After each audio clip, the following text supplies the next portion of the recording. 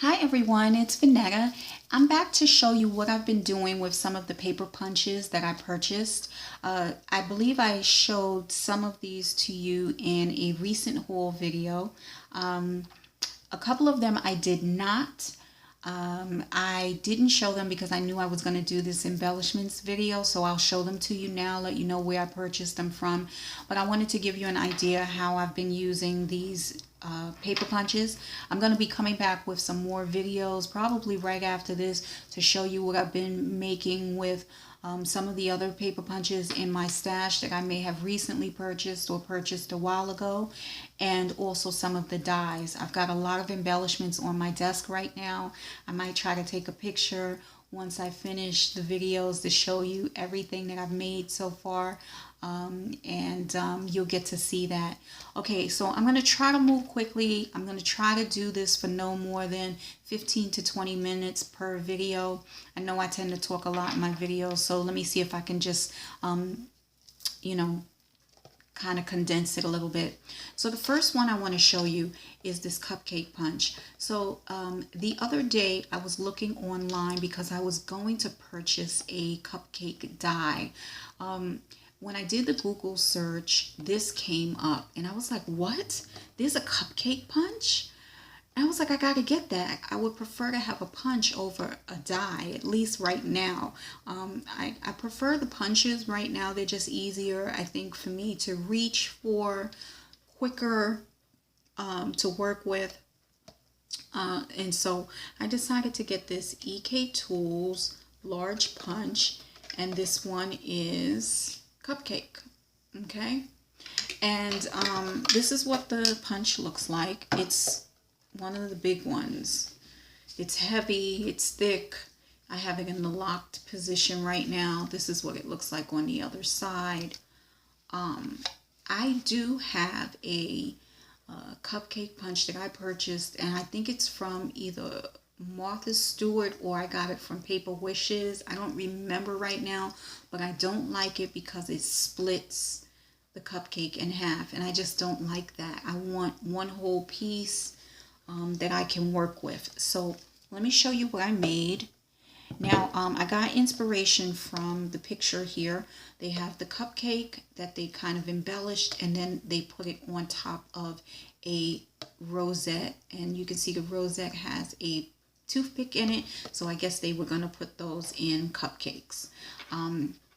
By the way, my hands are really, they're not messy. I mean, they're clean, but they have paint and marker all over it, and my nails are chipped because I've been crafting all morning.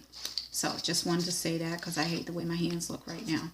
Okay, so when I started working with the cupcake punch, I decided to play with some of the scraps in my stash. So this is a purple piece of paper, and it was bent, it was folded, that's why you see the crease there, but I didn't care because I was just starting out to use the punch, and I didn't want to use, you know, regular cardstock. So there's some you know, imperfections in this paper, but that's fine. I punched out one purple, and then I had some blue cardstock nearby, and I punched that out. I had to fussy cut the inside piece here because when this punches, it punches these through the slots, so you end up with those little strips. But I wanted this to be covered, so I took some blue cardstock, fussy cut it, and that cardstock was double-sided, so that's why you see this green back here. And then I took some white cardstock and I fussy cut it to fit in there. Now the punch does punch out this shape, but it's slightly smaller, so it doesn't actually fit or stay in there. At least I couldn't figure out how to get it to actually stay without kind of off-centering it. So I just decided to cut a piece of white cardstock, adhered everything together, added this pink gem, and then I took my stickles and I went in between the slots and stickled it up. And I think it's super cute. It would be really cute in a planner or journal with those paper clips. Here's another one that I made. I took some pink Recollections cardstock. I took some blue cardstock, some white cardstock, fussy cut. Now when I'm making these cupcakes, I cut out two, one for the front, one for the back. This one is probably some scrap paper that I had in my stash. You can see the fussy cutting that was done. It looks fine on the front, but I don't care about the back so much because when I use these, I will be adhering them to a piece of cardstock, to a card, to a project, so the back won't be visible. Adhered everything together, added this gem, no stickles on this one. Then I made this one, and I wanted to see how it would look with pattern paper. So I have a 6x6 paper pad. I cannot remember who this is by. I want to say Dear Lizzie, but I don't think it's Dear Lizzie. It's another company. In any case, this is like a confetti kind of a pattern. So I went ahead and I cut out one of them. I cut out some blue cardstock for the back. I just took a piece of scrap paper that I had in pink and in blue, fussy cut, adhered everything together, and added this pearl. Super cute. Really nice. And you can see that that's a double-sided cardstock. So that's why you see that pattern back there. Okay, then I made this one, and I wanted to make it without putting anything inside, and I wanted to see. Then I started coming up with all these ideas. Oh, maybe I should put a piece of acetate. Maybe I should make a shaker, but maybe one day. For now, this is all I could kind of manage in trying to make a few of them at a time. So what I did is I cut out two pieces of white cardstock, fussy cut this pink piece of cardstock. Then I took this bow, which I had already had cut, but it came from my Paper Smooches set of 9 bow dies, and I used this one here. And I figured it's already cut, why not use it? I'm trying to get rid of my scraps. And I added this pink gem. Adhered everything together. Really cute.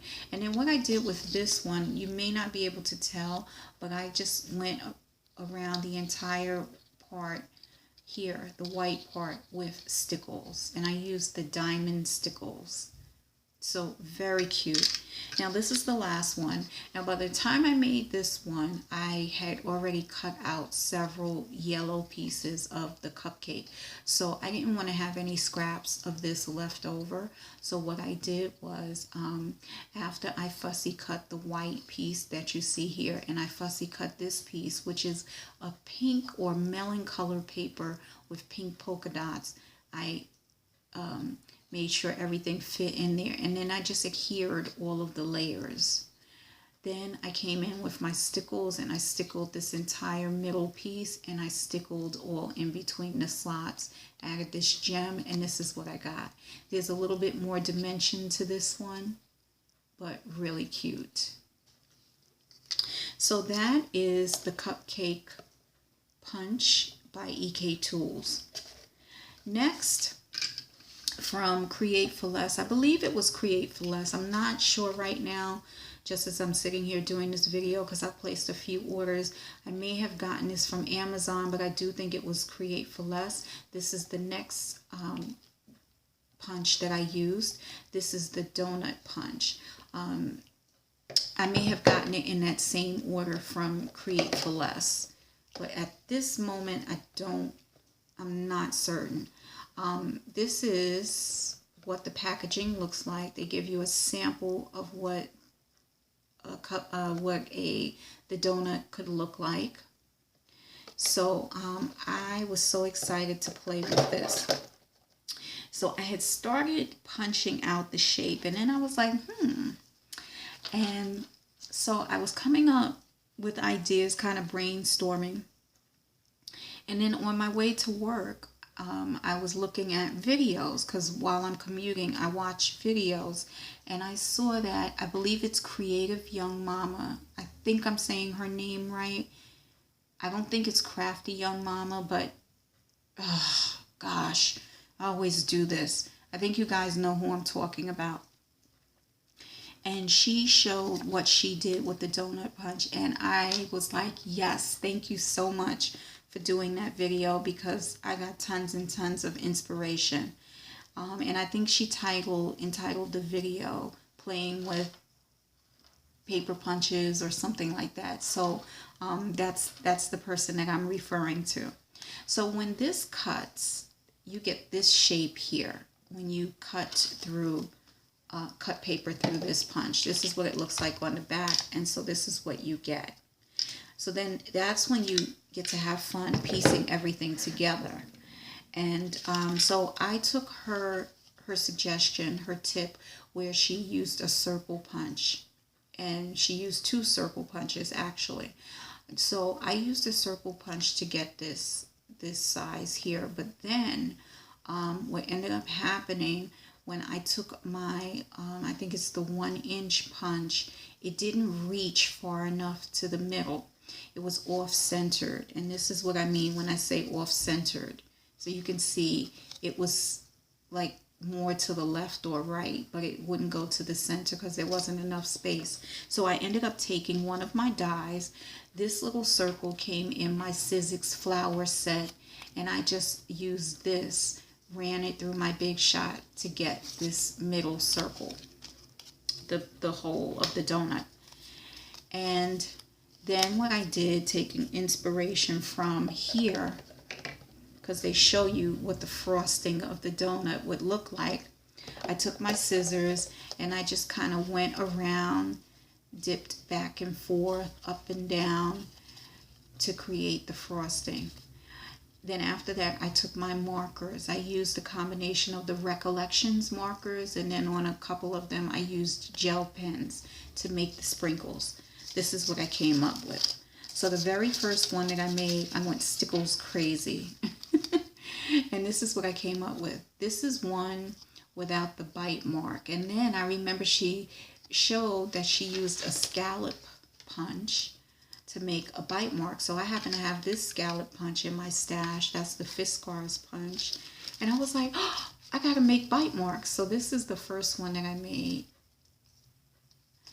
And then after that, I was like, okay, she made bite marks. So I went ahead and I made bite marks. Now, at first I used an oval scallop die that I have in my stash, but I was getting this edge, this impression here. Got the bite mark, but I was getting that little line. And then this one too.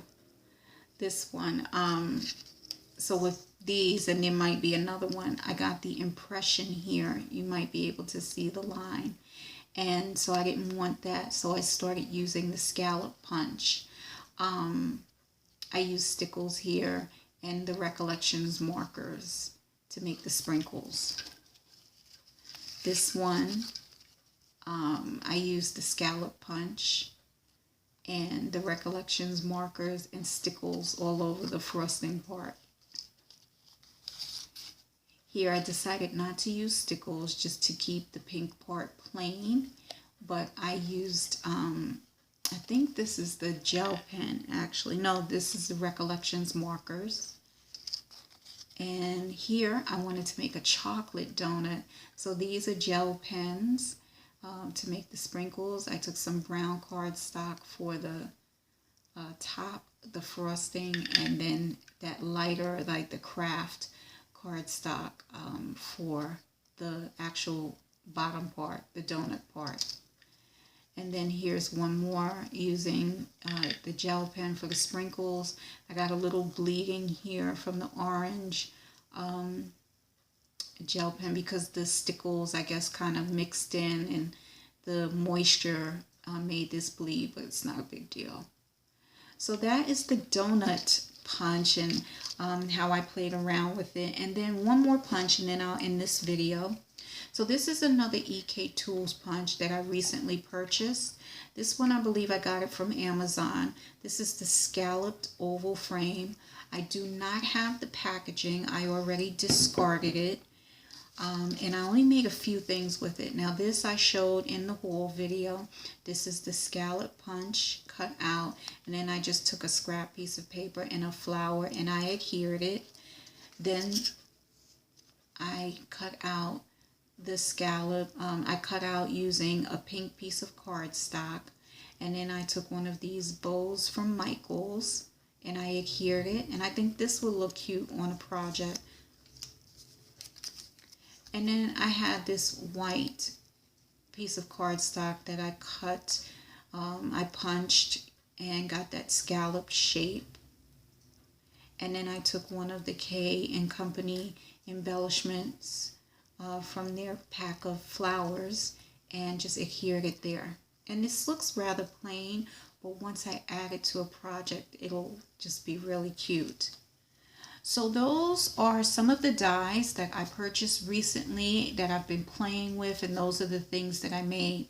I'm sorry, those are some of the punches. Did I say dies? Those are some of the paper punches that I've purchased recently and have been playing with. I'm going to come back and I'm going to show you what I've been doing with some of the dies that I've purchased that I've shown in haul videos, or have recently purchased and did not show in a video, but you'll get to see what I made with them. Okay, everyone, thank you so much for watching. Take care, everyone. Have fun crafting.